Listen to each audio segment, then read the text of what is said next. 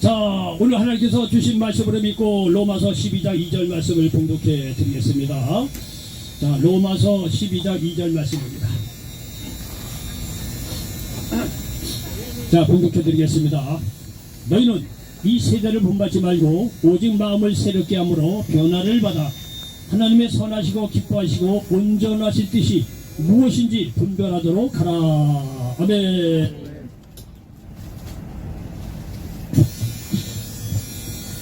자, 새해 복 많이 받으시기 바랍니다. 아직도 연초기 때문에 새해 복 많이 받으시라면 좀 이렇게 이렇게 어색하지는 않을 것 같아요. 여튼간에 올 한해 새해 복 많이 받으시고 하나님의 은혜가 넘치시기를 예수님의 이름으로 간절히 축원을 드리겠습니다. 우리 전후장에 계신 분들과 자, 예수님의 이름으로 사랑하고 축복합니다. 인사 좀 나누시기 바랍니다. 자, 예수님의 이름으로 사랑하고 축복합니다. 저 뒤도 한번 들어보시고 뒤도 한번 뒤 딱 돌아보면 어제서 어떤 사람이라도 그래도 사랑하고 축복한다고 그러면은 서로 마음이 이렇게 좀 이제 편안해지고 그럴 겁니다. 자, 예수님의 이름으로 사랑하고 축복합니다. 자, 예수님의 이름으로 사랑하고 축복한다고 그렇게 말이죠. 입술의 고백대로 여러분도 어느 곳에든지 가든지 간에 사랑받고 축복하는 믿음의 인물이 된다는 사실을 믿으시기를 바랍니다. 자, 저는 오늘 로마서 12장 2절 말씀을 배경으로 해서 따라서 해보시기 바랍니다. 새로운 마음으로 시작하라. 새로운 마음으로 시작하라. 자, 새로운 마음으로 시작하라. 이런 적으로 말씀을 전하면서 하나님의 은혜가 넘치시기를 예수님의 이름으로 간절히 축원을 드리겠습니다. 여러분은 1월달은 새해입니다. 올 새해가 되면 말이죠, 누구든지 언제든지 항상 뭔가 기대가 되는 거예요. 이 새해를 어떻게 시작할까? 예, 우리가 말에 기대가 많이 되죠. 이 새해는 말이죠, 무엇보다 새로운 마음으로 시작하시길 바랍니다.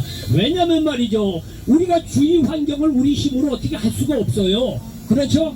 뒤에 돌아가는 환경을 말이죠, 어떻게 우리가 말이죠, 그렇다 뭐 좌지우지하겠습니까? 같이 살고 있는 부인의 마음도 움직이지 못하고 같이 살고 있는 남편의 마음도 움직이지 못하는데 애들 마음도 우리가 마음대로 못하는데 애들도 말이죠, 뭐 몇 살 때까지만 말이죠 말 잘 듣지 그 다음 크면요 말 듣습니까? 애들도 우리 마음대로 말 못하는데 말이죠, 우리의 주위 환경은 우리가 다 하지 못합니다. 그러나 우리가 새롭게 하기 위해서는요, 바깥의 주위 환경은 우리가 말이죠 이렇게 저렇게 변화시키지 못한다고 하더라도 우리가 할 수 있는 방법이 있어요. 우리 마음을 새롭게 하면 여러분 새로운 인생으로 출발할 수 있다는 사실을 믿으시기 바랍니다. 여러분 환경보다도 사실 더 중요한 것은요, 우리 마음입니다. 마음을 새롭게 시작하면 환경이 바뀌지 않더라도 새로운 마음으로 소망을 갖고 시작할 수 있다는 사실을 믿으시기를 바랍니다. 그래서 올 한 해를 새롭게 시작하시면서 주위 환경보다도 우리 마음을 새롭게 시작을 해서 진정 새로운 출발을 할 수 있는 저와 여러분 되시기를 예수님의 이름으로 간절히 축원을 드리겠습니다. 오늘 12장 2절 말씀을 그런 의미에서 새로운 마음으로 시작하는 것을 우리에게 말씀하고 있다는 사실을 여러분 기억하시기 바랍니다. 우선 첫 번째 여기 말씀드리고 싶은 것은 말이죠, 새로운 마음을 갖기에 앞서서 여기 오늘 본문 말씀이 뭐냐면 너희는 이 세대를 본받지 말라 이렇게 말씀하고 있습니다. 여기 12장 2절 전반대로 보니까 너희는 이 세대를 본받지 말고 이렇게 말씀하고 있습니다. 새로운 마음을 가지기에 앞서서 해야 될 것은 뭐냐면 이 세대를 본받지 말라는 거예요. 하나님 없는 이 세대를 본받지 말라고 말씀하는 거예요. 여기서 이 세대를 본받지 말라고 할 때 이 세대는 하나님 없이 살아가는 이 세상, 하나님 없이 살아가는 이 세대를 이야기하는 거예요. 여러분요, 하나님 없는 이 세대를 말이요 본받을 것이 무엇이 있겠습니까? 하나님 없는 이 세대는요, 좌절과 절망, 무의미, 그렇게 결국 영원히 죽음밖에 없다는 사실을 기억하시기 바랍니다. 그 성경에서 말씀하고 있는 거예요. 성경에서는요, 하나님 없이 살아가는 수많은 사람들의 모습을 우리들에게 전하여 준다는 사실을 기억하시기 바랍니다. 여러분 생각해 보십시오. 아담과 하와는 선악과를 따먹고 나서 에덴 동산을 떠나게 됩니다. 에덴 동산을 떠났다는 얘기는 하나님 떠났다는 거예요. 그 이후의 삶은요, 땀을 흘려야 겨우 먹고 살 수 있는 그런 인생이 되었습니다. 그리고 결국 말이죠, 한 줌 흙으로 돌아가는 인생이 되었습니다. 그렇게 에덴 동산을 떠나서 하나님 떠난 아담 하와에게 우리가 뭘 배울 수 있겠고 무슨 소망을 그들에게서 얻을 수 있겠습니까? 여러분요, 이런 아담 하와의 이런 일로 말미암아 여러분 보시오, 노아 시대에 또 보니까 하나님 없이 살아가는 그 세대 사람들은요, 하나님께서 말이죠 참자 못해서 물로 심판할 수밖에 없는 그런 죄악이 가득 찬 것을 볼 수가 있습니다. 여러분요, 솔직한 얘기로요, 우리 마음을 터놓고 한번 얘기해 봅시다. 뭐 여러분이나 저나 이 세상 사람들도 하나님 없이 만약 예수 그리스도의 복음이 없다고 이 세상을 한번 솔직하게 얘기를 해보면 이 세상에 어디에 소망이 있겠습니까? 솔직한 얘기를 해요. 예? 돈이 있는 사람이나 없는 사람이나 이 세상 소망이 어디 있겠어요? 다 좌절 절망이고 말이죠. 자기만 생각하고 이기적이고 말이죠. 결국은 말이죠. 죽음에 매여서 종로로 타다가 한정으로 사라지는 것이요. 하나님 없이 살아가는 이 세상 사람들의 모습이에요. 나 젊은 시절에 잘 나갔던 친구들 말이죠. 지금 다 은퇴하고 만나오니까 다 얼굴 쭈글쭈글하고 소망 되게 하나도 없더라고. 젊었을 때는 뭐 박사고 나쁘게 여러분이 56세 은퇴되고 나니까 박사 할아버지라도 다 소용없어요. 다 꼬부랑 할아버지가 돼갖고 야 오늘 어디 가야 뭘 맛있는 걸 먹을 수 있냐? 야 너 등산 언제 가냐? 뭐 어디 해외여행 갔다 왔다냐? 그럼 어땠냐? 뭐 좋더라. 뭐 갔다 오면 끝이에요. 그때는 지금 뭐가 남는 게 있어요. 이 세상 사람들이 하나님 없이 살아가는 세상 만구의 재미 하나도 없어요. 그런데 말이죠. 하나님 아는 그런 친구들 만나보면 얘기가 야 그래도 하나님 믿는 게 장땡이라는 거예요. 여행 안 가고 뭘 안 해도 이렇게 하나님 믿어서 말이야 맨날 예배 보고 말이야 하나님 말씀 듣고 기도하면 응답 빼고 말이야 성령께서 함께 해주셔서 맨날 이 마음에 말이야 위로가 넘치고 기쁘고 감사하고 이게 얼마나 좋은지 모른다는 거예요. 예? 하나님 없이 살아가는 친구들 뭔 재미로 살아가는지 모르겠다고요. 예? 그렇게 하나님 아는 친구들은 그렇게 얘기를 해요. 가만히 듣고 보니까 그 어디서 많이 듣던 얘기더라고요. 예수 믿는 사람은 그런 거예요. 도대체 하나님 없이 살아가는 사람들에게 우리가 무슨 소망을 발견할 수 있고 무슨 뭘 발견할 수 있겠습니까? 여러분 생각해 보세요. 마귀를 상징하는 애굽왕 바로 밑에서 살아가는 이스라엘 백성 무슨 소망이 있겠습니까? 예? 그 바로 밑에서 노예살이로 살아갈 수밖에 없는 소망 없는 삶이죠. 여러분 이스라엘 4사 시대 때 하나님께서 말이죠. 힘을 들여서 공을 들여서 출애굽시키고 광야를 지어서 가나안에 정착시켰더니요. 여기 이스라엘 이 4사 시대 때 보니까 왕이 세워지기 전에 사사라고 정치적인 힘도 없고 재판할 수 있는 지도자를 세웠어요. 사사라고 그랬죠. 그런데 이 4사 시대 때 가만히 보니까요. 뻑하면 하나님을 떠납니다. 이스라엘 백성이요. 그 하나님을 떠난 결과가 뭐냐면 이웃나라에게 침범을 당해서 노예살이 합니다. 수십 년 동안 그게 반복이 돼요. 하나님 없는 삶이 그렇다는 것을 오늘날 우리들에게 가르쳐주고 있어요. 하나님 없이만 자유로운 사람 같이요. 천만에 마귀의 밥이 되는 거예요. 마귀의 밥이 돼서 죽는지도 모르고 세상 호요식하다가 말이에요. 결국은 절망에 빠져서 죽을 수밖에 없는 거예요. 여러분요 북이스라엘이 아하방 시대라고 있었어요. 북이스라엘의 아하방 시대 때는 이 아합이라고 하는 인물이 우상 숭배를 아주 극심하게 했어요. 그때는요 엘리야가 선지자로 활동하던 때였습니다. 그러니까요 하나님께서 보다 안 되니까 엘리야를 부른 거예요. 이 북이스라엘 아합 시대 때 이렇게 우상 숭배를 하니 이건 어떻게 할 수가 없다. 앞으로 3년 동안 비가 오지 아니자 아합에게 얘기하라는 거예요. 엘리야 시대 때 말이죠. 이 북이스라엘 아합 시대 때 우상 숭배를 극심하게 하니까 3년 동안에 비가 오지 않았다는 거예요. 여러분 하나님 없는 세상에는요 먹고 마시는 거 있다고 하더라도 영적인 공고함 가난함은 말로 다 할 수가 없어요. 우리가 돈으로 만족할 수 있는 사람입니까? 사람은 존귀한 존재예요. 사람은 원래 영적으로 지원받은 존재예요. 그렇기 때문에 타락했다고 하더라도 이 사람은요 영적인 만족이 있어야 스스로 인생을 만족할 수 있는 사람이에요. 사람은요 동물하고 달라요. 개는 밥 한 번 주면요 끝이야요. 그거 좋아서 꼬라지 흔들고 난리법석이에요. 고양이요 밥 갖다 주면 끝이야요. 사람은요 먹는 밥으로 해결되는 존재가 아니에요. 영적인 만족이 있어야 만족할 수 있는 아주 고등한 영적인 아주 그런 존재예요. 근데 영적인 근본 대신 만족을 주는 하나님이 없으니 그 사람에게 먹을 것 마시고 세상에 잘 나간다고 하더라도 무슨 만족이 그 삶의 의미가 있겠냐 이거예요. 여러분 하나님 없는 세상은 그런 거예요. 여러분 북이스라엘과 남유다를 보십시오. 북이스라엘과 남유다 하나님 떠났더니 북이스라엘은 아수르로 공격당해서 말이요 망해버립니다. 남유다도요 그렇게 때로는 하나님 잘 믿는 왕이 있었지만은요 대부분 보면은 하나님 없이 살았던 적이 많아요. 이 겹치고 해서 결국은 나중에 바벨론에게 망하는 거 보십시오. 여러분 구약에는 분명히 그렇게 말씀하고 있어요. 하나님 없으면 소망이 없다는 거예요. 여러분 이 성경이 그렇게 증거하고 있어요. 성경이 증거하고 있다는 얘기는 오늘날 우리가 살아가는 사람 모든 사람도 마찬가지라는 거예요. 하나님 없는 세상에 뭔 재미가 있어요.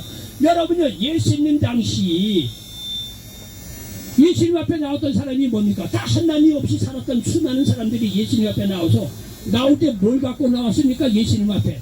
아이고 내가 이 세상 사람이 소망이 있고 잘나고 기쁘고 감사가 이런 거 가지고 예수님 앞에 나왔으니까 사람들이요, 예수님 앞에 나온 사람이 하나같이 문제투성이, 하나님 없이 살았던 그 사람들 문제투성이를 갖고 나왔어요. 질병 걸린 자, 마귀 들린 자, 삶의 부임이 좌절 절망, 그리고 죽을 수밖에 없는 죽음 그 자체를 갖고 나왔어요. 예수님 앞에 나온 사람들을 보면 하나같이 하나님 떠난 인생의 모습을 그렇게 이야기하고 있다는 거예요.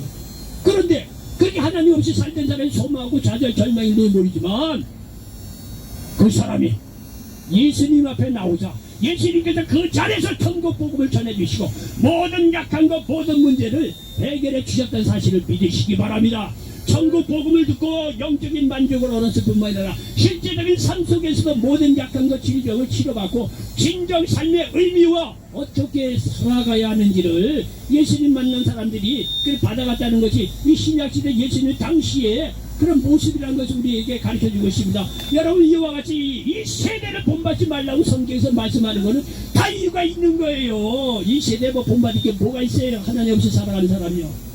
그러면서 여기 로마서 12장 2절에서 하시는 말씀이, 자 너희는 이 세대를 본받지 말고 그 다음에 오직 마음을 새롭게 함으로 변화를 받으라는 거예요.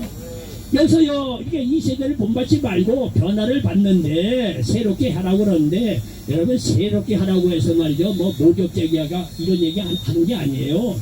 여러분요 여러분 우리 저 아버님 뻘 되신 분들도 연초 되면은요 옛날에는 목욕탕 자주 못 갔습니다. 요새는 뭐 뻑하면 사우나 가고 뭐 그러는데요, 옛날에 목욕탕 솔직한 얘기를 자주 갔습니까? 그것도 비싸서 못 갔어요. 그런데 딱 가는 날이 있잖아요. 구정 며칠 앞두고 1년에 한 번 그때 이거 목욕탕 갔어요. 저희 아버님도 그랬으니까요. 저희 어렸을 때 꼭 이 설날 때 그때 전후해서 목욕탕 갔어요. 의미는 뭡니까? 깨끗이 씻고 새롭게 살아라. 연초가 됐으니까 이제는 몸을 깨끗이 씻고 새롭게 살으라고 그렇게 보통 아버님들이 그랬단 말이에요. 새롭게 살아. 여러분요, 물론 너무 좋고 좋은 추억이죠. 근데 우리가 이제 영적으로 이제 얘기하자면, 여러분 우리가 이렇게 이 겉에 있는 욕실을 깨끗하게 하더라도 새롭게 삽니까? 예? 마음에 죄짓던 거 똑같이 짓고 나쁘지는 거 똑같이 하고 거짓말하고 똑같이 하죠. 겉에 100년 목욕탕 가서 씻어봐야 사람이 바뀌냐 이게요. 절대 못 바뀝니다. 그래서 여기서 선교에서 하는 것은 뭐냐면 새롭게 시작을 하긴 해야 되는데, 새롭게 시작할 때 가장 중심 포인트는 뭐냐면 마음이라는 거예요.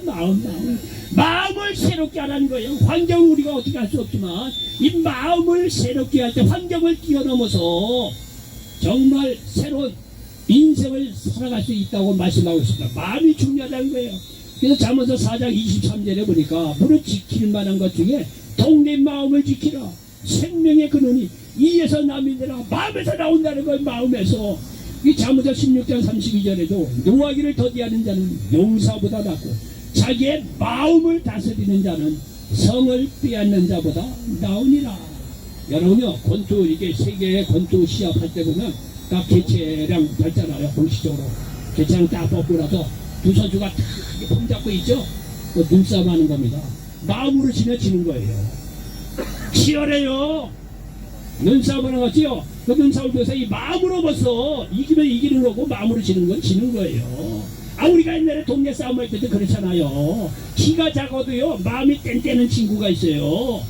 그 마음이 뗀뗀하고 아주 이 마음이 강한 친구들은 덩치 이만하고 마음이 약한 친구들 그거 별거 아니에요. 겨우 다 마음 문제입니다. 마음 문제예요. 사람을 새롭게 하는 거는요 겉이 아니라 마음이라는 사실을 믿으시기 바랍니다. 여러분의 마음을 새롭게 할 때 여러분의 진정 새로운 인생을 살아갈 수 있다는 사실을 믿으시기를 바랍니다. 그래서 이렇게 마음을 새롭게 해야 되는데, 그러기 위해서는요 회개하는 것으로부터 시작하시길 바랍니다. 마음을 새롭게 하는 것은 회개부터 시작합니다. 하나님 없이 살던 삶에서 잘못을 깨닫고 예수님을 믿고 하나님 중심으로 살겠다고 마음으로 말이죠 세상 것하고 달리 돌아서는 그런 과정이 필요하다는 거예요. 그래서 예수님께서도 공생을 시작하시면서 하신 말씀이 회개입니다. 마태복음 4장 17절에 보니까 이때부터 예수께서 비로소 전파하여 이르시되 회개하라 천국이 가까이 왔느니라 하시더라 말씀하고 있습니다. 지난날 하나님 없이 살았던 모든 것에 돌아서는 거예요.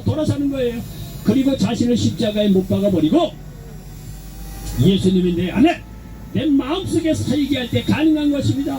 그리고 믿음으로 살 때 새로워질 수 있다는 사실을 믿으시기 바랍니다. 여기 갈라디아서 2장 20절에 보니까 내가 그리스도와 함께 십자가에 못 박혔나니 그런즉 이제는 내가 사는 것이 아니요 오직 내 안에 그리스도께서 사시는 것이라. 이제 내가 육체 가운데 사는 것은 나를 사랑하사 나를 위하여 자기 자신을 버리신 하나님의 아들을 믿는 믿음 안에서 사는 것이라. 이게 말씀하고 있습니다. 예수님이 나의 죄를 대신해 십자가에 죽으시고 부활하신 그 예수 그리스도를 믿을 때 예수님이요 내 안에 계시는 거예요. 성령으로 계시고 말씀으로 계시고 내 안에 계시는 거예요.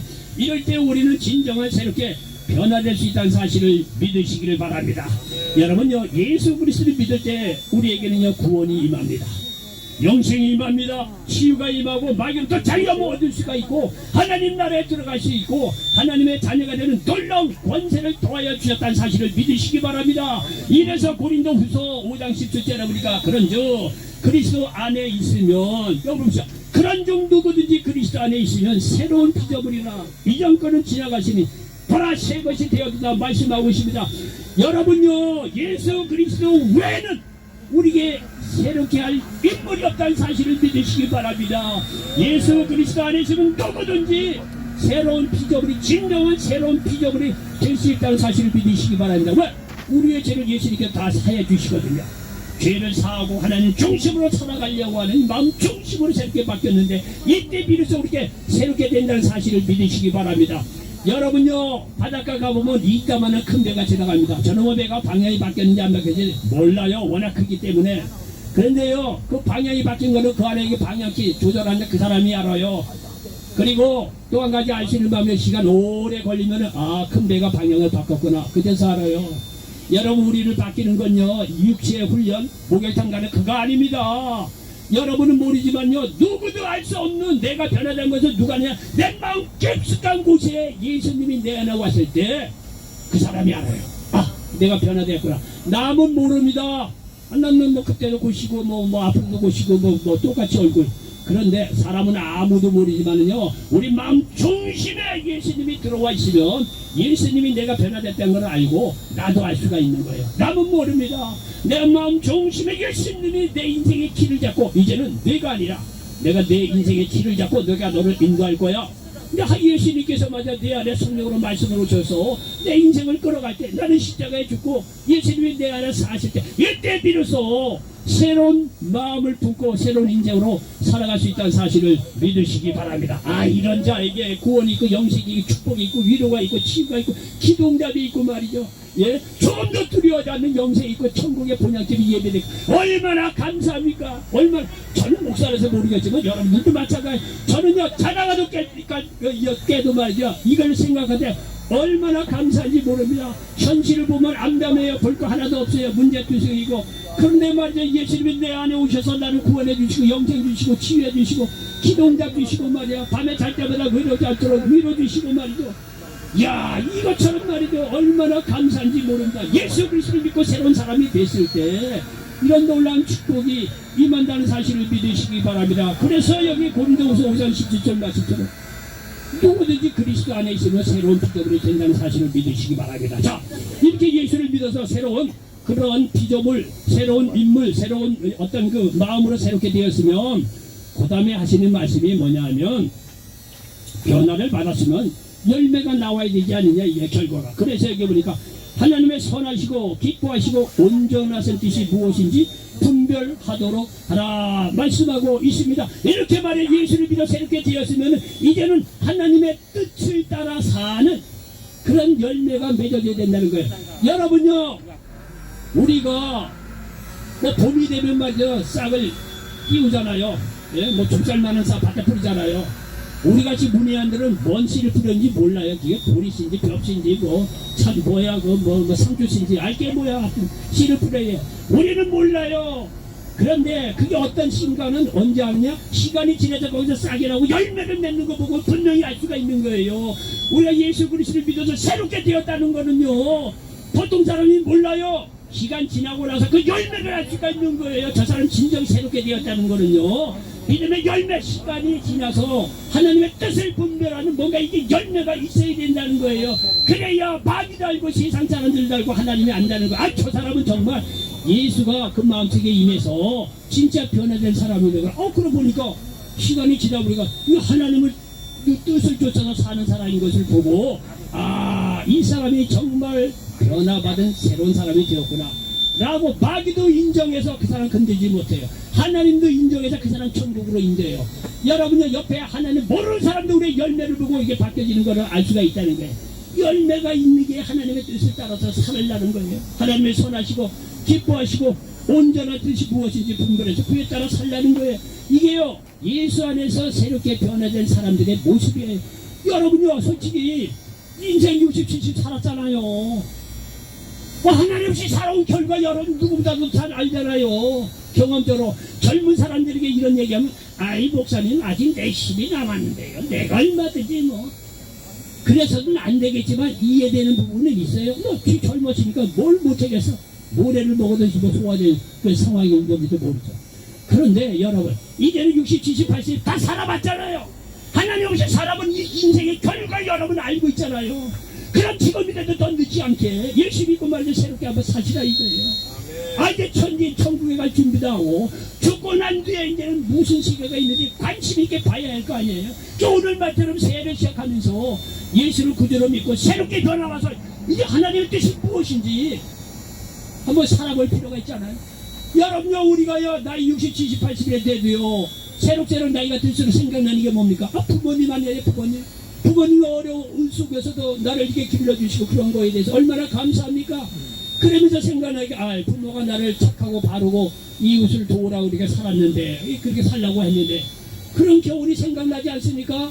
그 교훈이 옛날에는 별로 신동치 않게 생각하는데, 내가 이게 지내놓고 보니까 남을 잘 돕는 사람으로 바뀌어졌어. 착한 사람으로 바뀌어졌어.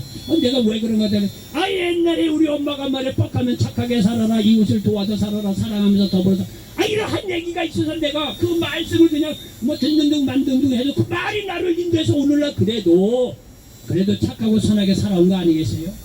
달기 열매가 맺혀지게 돼 있는 거예요.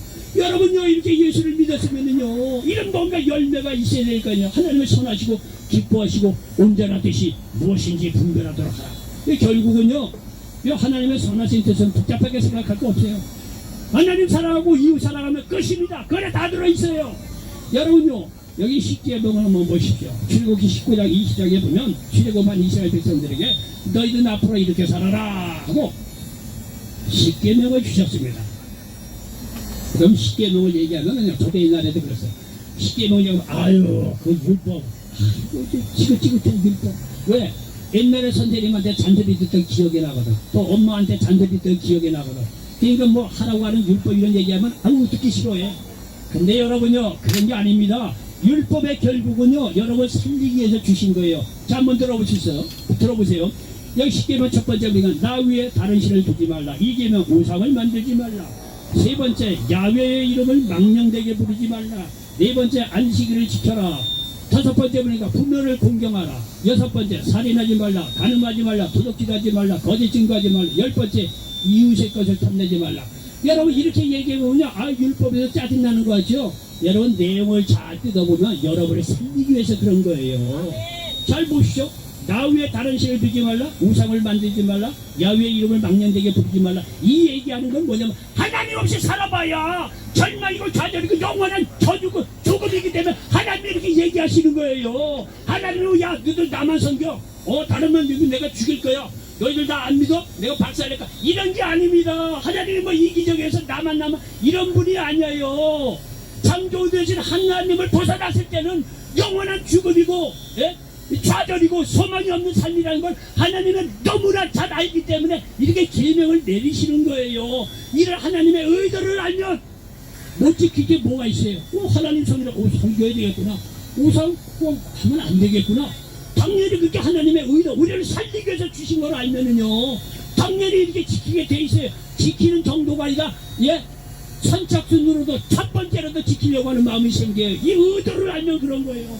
하나님 말고 다른 거 섬기면 너희들 안전없이 영원한 저주에 빠져 죽는데, 그 하나님을 눈뜨게 보겠느냐 이거예요. 그러니까 너는 날 외우는 나만 믿고 우상을 만들지 말고 안식을 지키고 내 이름은 막내인데 여기지 말라고 그렇게 구구절절히 얘기하는 거예요. 우리를 살리기 위해서.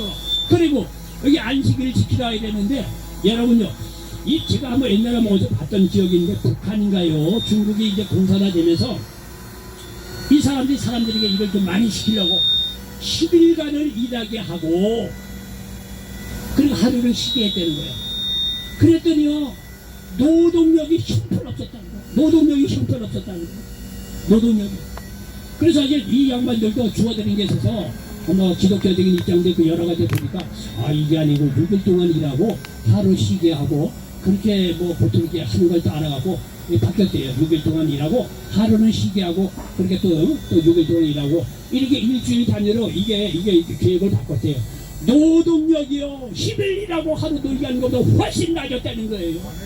안식을 지키는 게 다 이유가 있어요. 예? 안식을 지켜서 오늘날은 이 주일날인데 주일날 예수님 만나서 말이죠. 예배드리고 영적인 천만의 은혜도 임하고 육신적으로 쉬고 말이죠. 이래서 다시 월요일 일할 때 최대한도 이 생산성이 나온다는 거예요. 하나님이 다 계획이 있어서 안식일을 이렇게 지키라는 거예요. 괜히 그러는 게 아니라는 거예요. 여기 부모를 공경하라, 부모를 공경하라 하면요, 너희 생명이 길다는 거예요. 길다는 거예요. 하나님 다 계획이 있어서 그런 거예요. 부모를 공경하는 사람은요, 생명이 길리라 하나님께서 축복을 해주셨어요. 여러분요, 부모 공경하는 사람은요, 그런 사람들 보면 마음이 착한 사람이에요. 착한 사람은요, 적이 없어요. 마음의 평화가 있어요. 그래도 오래 살 수밖에 없는 거예요. 그리고 살인하지 말라. 당연하죠. 내가 살인하지 말아야 남이 나를 안 죽이는 거예요. 얘기가 그렇게 되는 거예요. 여러분, 간음하지 말라. 내가 다른 여자 간음하지 않아야 다른 사람이 내 안에 간음하지 않는 거예요. 다 이유가 있는 거예요. 도둑질을 하지 말라. 내가 도둑질하지 않으면 남이 나를 도둑질하지 않는 거예요. 예? 거짓 증거, 내가 남을 거짓 증거하지 않아야 남이 나에게 거짓 증거하지 않는 거예요. 이게 결코 율법이 아니니까요. 이웃의 것을 탐내지 말라. 내가 이웃의 것을 탐내지 말아야 남이 내 것 탐내지 않는 거예요. 이게 결국은 나를 위해서 주시는 거예요, 율법이. 예? 이게 십계명 얘기하면 아이고 따보네. 하나님 뭐라 하면 아이고 지겨워 또 율법. 이게 아니라니까요. 요한복음 10장 10절에 분명히 도둑이 오는 것은 도둑이 죽이고 멸망시키려는 것뿐이요. 내가 온 것은 양으로 생명을 얻게 하고 풍성히 얻게 하라는 거예요. 여러분 분명히 하셔야 돼요. 하나님은 우리가 생명을 주시는 분이에요. 율법을 주는 것도 생명을 주시기 위해서 그런 거예요. 그래서 1계명에서 4계명은 하나님 사랑이에요. 그리고 5계명 부모를 공경하라. 살인, 가름, 도둑질, 거짓 증거하지 말라. 이웃의 것을 탐내지 말라. 이거 다 이웃 사랑에 대한 거예요. 또 하나님 사랑하고 이웃 사랑 다 끝나는 거예요. 뭐 하나님 뜻이 뭐 굉장해서 이거 하늘에 올라가야 겨우 알 수 있을까? 땅속에 가야 겨우 발견할 수 이게 아니에요. 하나님 사랑하고 이웃 사랑하면 끝나는 거예요. 하나님 사랑하는 마음으로 예배보고 하나님 사랑하는 마음으로 말 지키면 되고 이웃 사랑하는 마음으로 남을 나보다 낫게 여기는 그런 사랑하는 마음으로 이웃을 대하면 되는 거예요. 율법이 이게 별거 아닙니다. 솔직히 저도 맨날 이렇게 얘기했지만은요, 옛날에는 그런가 보다 하고 말로만 떠들었는데 이제 저도 미안합니다. 아직 여기 연배 많은 분이 이제 계셔서 제가 이제는 저도 죽을 날이 얼마 안 되다 보니까 이제는 생각이 달라져요. 이거 하나님 사랑하라 그러는데 이거는 심각하게 하나님 사랑하는 청교도를 해야 되겠다 이런 생각이 드는 거예요. 이웃 사랑으로 여러분 이거 가지고 수백 번 수천 번 말만 해놓고 실천 한 번 안 했는데 이제 죽을 때가 되니까 이제는 하나님 좀 사랑하고 심각해져. 진짜 그렇습니다. 이웃 사랑이랬는데 정말 이웃을 나보다 낮게 여기고 정말 좀 겸손하고 좀 사랑하고 그 방법이 없을까 이거를 생각이 안 할 수가 없어요. 근데 얼마나 하나님 앞에서 너는 뭐하다 왔니? 넌 맨날 말만 떠들고 말이지 실천한 게 하나도 없으니 너는 저 지푸라기를 제 집으로 돌아가라. 그럴 수 있다는 거예요. 주의 종이라는 게 별게 아니에요. 책임이 더 큽니다. 그래서 이렇게 말씀을 볼 때도 좀 옛날하고는 생각이 달라요. 여러분 정말 심각하게 생각을 하셔야 돼요. 여기 예배 딱 보고 그러면요, 옛날하고는 달리 이제 주일날이 얼마 안 남았는데 아직도 오래 사시겠지만 예를 들어서 인생 후반전에 들어서지 않았습니까? 심각하게 생각할 필요가 있어요. 하나님 사랑하고 이웃을 한번 사랑하는 척이라도 좀 해야 되겠구나. 이게 실천도 좀 해봐야 돼. 여러분 이런 작은 시작이 내 인생의 위대한 출발이 된다는 사실을 믿으시기 바랍니다. 여러분요 나이 관계없어요. 지금이라도 하면 얼마든지 놀라운 인생을 살아갈 수 있다는 사실을 믿으시기 바랍니다. 여러분요, 사랑 안에는 두려움이 없기 때문에 이렇게 사랑하라고 구구절절히 또한 말씀하고 있다는 사실을 믿으시기를 바랍니다. 요한 1서 4장 여기 18절 이하에 보니까 사랑 안에는 두려움이 없고 온전한 사랑이 두려움을 내쫓나니 두려움에는 흉볼이 있습니다. 두려워하는 자는 사랑 안에서 온전히 이루지 못하였느니라. 우리가 사랑하면 그가 먼저, 예수님이 먼저 우리를 사랑하셨습니다. 누구든지 하나님을 사랑하노라 하고 그 형제를 미워하면 이는 거짓말하는 자니 보는 만큼 형제를 사랑하지 아니하는 자는 보지 못하는 바 하나님을 사랑할 수 없느니라. 우리가 이 계명을 주께 받았나니 하나님을 사랑하는 자는 또한 그 형제를 사랑할지라 말씀하고 있습니다. 하나님이 독생자를 십자가에 죽이시기까지 우리를 사랑하셨는데 그러면 이런 사랑을 배웠고 들었고 그로 인해서 우리가 구원을 받은 인물이라고 한다고 당연히 이웃을 한번 형제를 한번 사랑하는 척이라도 시작할 수 있는 문제 아니에요. 너 듣기 전에 이제 그런 마음으로 새롭게 오래 말이죠. 새로 좀 시작해 볼 필요가 있지 않겠냐 이게. 하나님을 사랑하면요 하나님 사이에 두려움이 없어요. 이웃을 사랑해 보세요. 이웃하고 두려움이 없어요. 우리가 왜 인간관계가 어렵고 세상이 어려운데요. 다 이웃을 말해 사랑하는 마음이 없어요. 그래요. 이웃을 한번 사랑하겠다고 한번 얘기해 보세요. 두려움이 없었습니다. 그러면 인간관계에서 여러 문제들과 쉽게 해결할 수가 있다는 사실을 믿으시기 바랍니다. 그러므로 하나님을 사랑하고 이웃을 사랑하는 마음으로 여러분의 변화된 모습을 나타나시기 바랍니다. 결론입니다. 올 한 해를 새로운 마음으로 시작하시기 바랍니다. 새로운 마음은 회개하고 예수님을 믿어 마음을 새롭게 하는 것에서부터 시작합니다. 그리고 하나님과 이웃을 사랑하며 하나님의 뜻을 쫓아서 살아갈 수 있는 저와 여러분 되시길 바랍니다. 이런 삶에는 두려움이 없고 가는 무마다 하나님께 주신 놀라운 축복의 생명의 역사가 일어난다는 사실을 믿으시기 바랍니다. 이런 놀라운 역사가 있으시기를 예수님의 이름으로 간절히 축원을 드리겠습니다. 기도합니다. 조신 아버지 하나님 고맙고 감사합니다. 오늘 로마서 12장 2절 말씀을 배경으로 해서 새로운 마음으로 시작하라 이런 제목으로 말씀을 나눴습니다. 이 말씀이 이 자리에 앉은 모든 분들에게 그대로 응하게 도와 주시옵소서. 예수님의 이름으로 축복하고 기도하옵나이다. 아멘.